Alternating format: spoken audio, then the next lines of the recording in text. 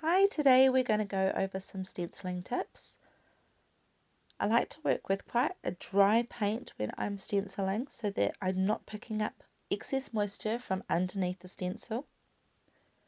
I'm laying down my base really lightly. It doesn't need to have a whole lot of colour to make the stencil pop. I like to use flat colours rather than pearls because pearls tend to wash out the crispness of a stencil design.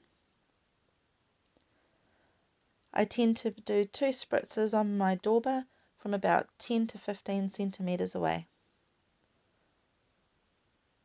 I like to test the sponge on the back of my hand to make sure that it's not too wet.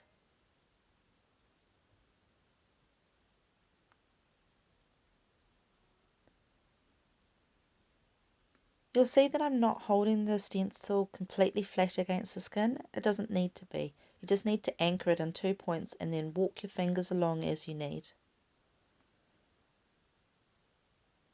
I'm using a tappy swipe motion as I'm stenciling.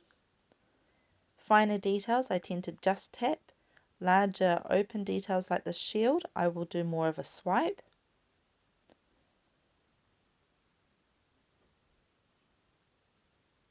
And I tend to go in the direction of the open space. I'm just using some smaller elements on the stencil to expand the design. And this is a great stencil for small children who can't sit for a long period of time. You can pretty much stop wherever you're at.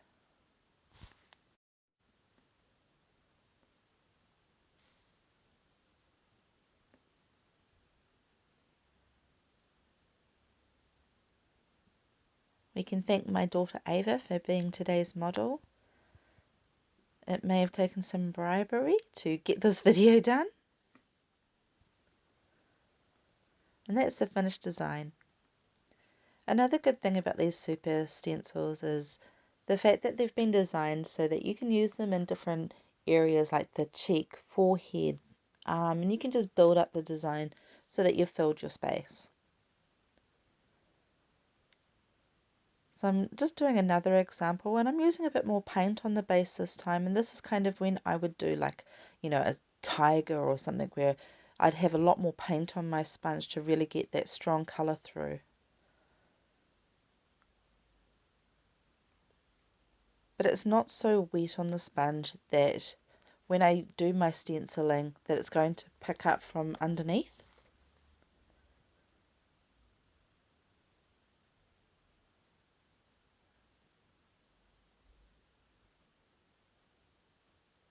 I just want to show you what to look for when you are doing stenciling with a dauber. I've done excess water on my dauber and so you can see it's shiny and quite wet. So I'm just going to rub it in the paint a bit more to make it a bit more sticky.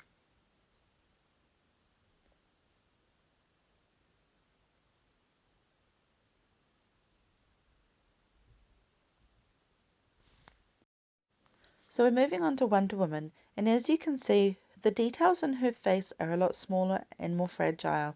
I'm definitely just using a tapping motion so as not to push or shove any of those little details out of the way and losing that detail in the finished design. As I move to the outer edge where it's a bit more open, I can use a bit more of that rubbing motion to fill in that space.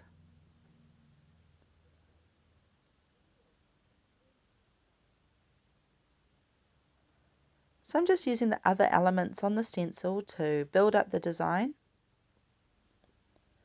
And I find it helpful to have a range of these stencils in your setup just so that when you've got a small kid that you can just tell isn't going to sit for long, you can get a fast, effective looking design on them. Let's go over those tips again. Spritz your sponge or dauber from 10 to 15 centimeters 1 or 2 times. Test the paint on your back of your hand. Small tapping or dabbing motions. And don't force the stencil where it wants to go. Walk your fingers where it needs to be.